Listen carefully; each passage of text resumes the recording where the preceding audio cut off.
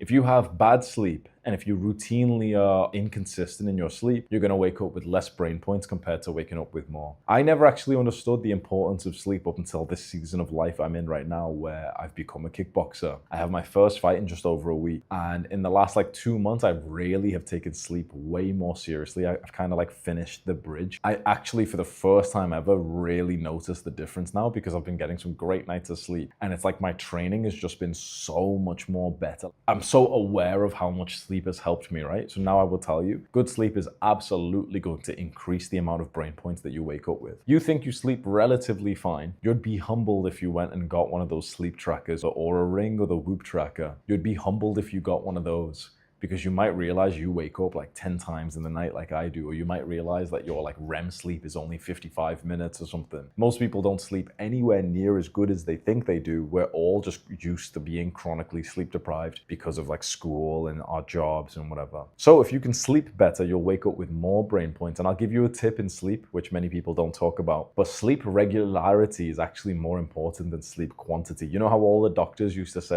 you need to get 7 to 9 hours of sleep? Turns out that the time you go to sleep is actually more important than that. And if you're an overthinking little autist like I am and you like to fiddle with things, you might change your wake up time or your bedtime quite often. In the last month or 2 months, let's say from the New Year's, have you had this new mindset of oh, I'll try waking up at this time, or I'll wake up earlier, or I'll go to sleep at this time? Anyone who's like me will be fuck yeah, 4 times I've already changed my bedtime to try and optimize it or whatever. I was over optimizing it so much that I was basically sleeping consistently. Not because I was some dopamine fiend like most people, but because I was such an autist, where I'd randomly go and experiment with going to sleep at 11 p.m. instead of 7 p.m. or I'd wake up at 4, or I'd wake up at 6. And I kept on changing shit till eventually I saw this study which said that the top sleepers always go to sleep at the same time within a 15-minute period, 7 days a week. 15 minutes is not a lot. Let's say if your bedtime's 9 p.m., that means that you go to sleep as early as 8:45 or as late as 9:15, no more outside of that range. You might be thinking, yeah, I do.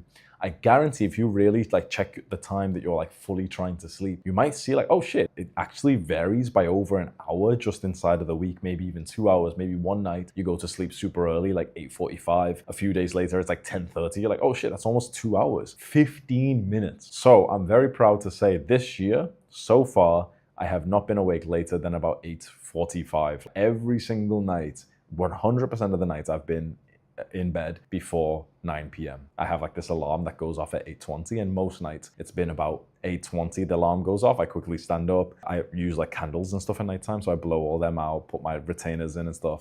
Every single night I'm in bed at 8:25. Super consistent. My sleep has improved, and now I feel I wake up with more brain points because of that.